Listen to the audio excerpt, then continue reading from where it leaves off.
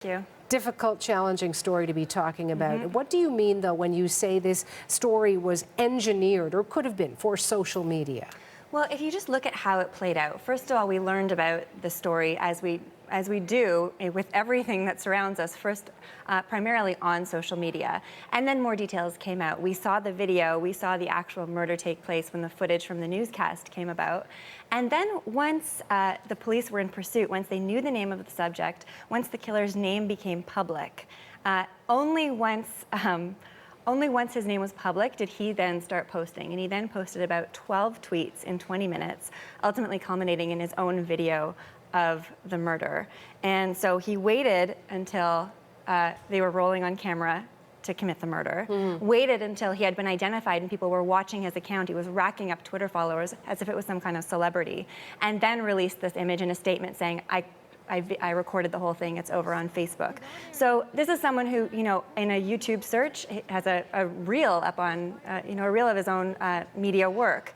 Was media literate, understood the tools, understood the platform, and was doing it, I think, as much for, the harm was as much the murders themselves as the emotional toll on everyone who was watching.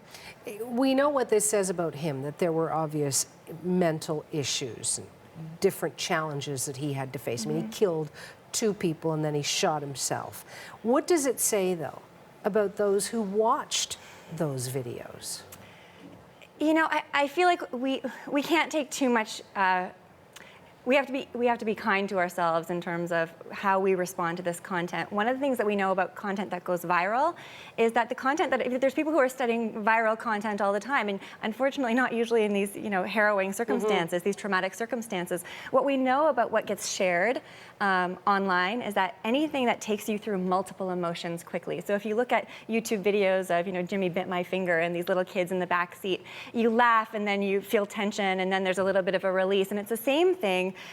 It's almost the opposite context in terms of how traumatic and horrifying this is, but there is the shock and then the horror, and it's such an immediate emotional reaction. It's really not that different from the way we slow down on a highway and everyone rubbernecks and we need to stop and look, even though there's nothing we can do. We're not getting out of our cars to go help. We're just watching, and we almost become victims to it ourselves. So there is this emotional response where you're just sharing it and you're sort of caught in the moment because it is so emotional. It's so immediate. But I think that this is ushering in a new era of thinking through, well, what are we retweeting and should we be watching? And definitely these autoplay features, and it's complicated and it's messy and it's murky. You mentioned that autoplay because if you hit onto that page, you cannot stop it. Right. That video is going to play. The only way is to shut down your browser. Right. There's an issue of consent in terms of, people bring up the idea of democracy and freedom of speech, and isn't it great that with social media, people are, how it's a democratizing force, and that's all true. But we also talk a lot about consent and choosing what it is that we see and where and when. The same thing is true of, or really any content. You shouldn't be bombarded with this imagery if you're not choosing to see it. I know I was just telling one of the producers just before coming on, I've been tracking stories like this for years now, and going as far back as the Boston Marathon bombings. I remember just sitting, I'd been covering the story, I'd been commenting on the story. I remember sitting by my computer and just watching the tweets in real time for probably about 4 hours and just feeling frozen and feeling stuck. And there is, I'm not a psychologist, but it feels like a sort of social media post-traumatic stress that's associated with it. And this time around, made a conscious choice. I couldn't watch the content. I needed to pull away. I can talk about it in a critical way without needing to see that imagery. It's not entertainment, right? It's not a narrative. You've got someone who was media savvy, who chose to tell his own story instead of letting journalists craft the story. But I think there's going to be a toll on everyone who's watching this play out in real time. We took the stance here at CBC News Network not to show that video by the shooter. What do you make of that? I mean, you censored yourself. We made a decision on behalf of our viewers. I'm sure there's a lot of discussion as to whether that was right or wrong. The fact is, that's what it was. What does that say about the discussions of censorship that are yet to take place in what is still in its infancy, I would argue, social media? We are, it's the Wild West, and these rules are all being made. And on one hand, Facebook has been around for over 10 years now. And so there are best practices. There are things that we know. We've seen the Arab Spring. We've seen incredible, we saw Anonymous get involved in the Rehtaeh Parsons case and push that story forward. So we see what can be done. I think often we want to attribute morals to the technology. And the thing about the technology is that it's not inherently good or bad. Often, there's an incredible quote that says, if you don't like what you see online, it's a mirror of ourselves. Don't break the mirror if you don't like what you see. And it's all human. It's what we're putting into it. I think it's the same thing with the content that we're seeing, that these platforms can be used for incredible good.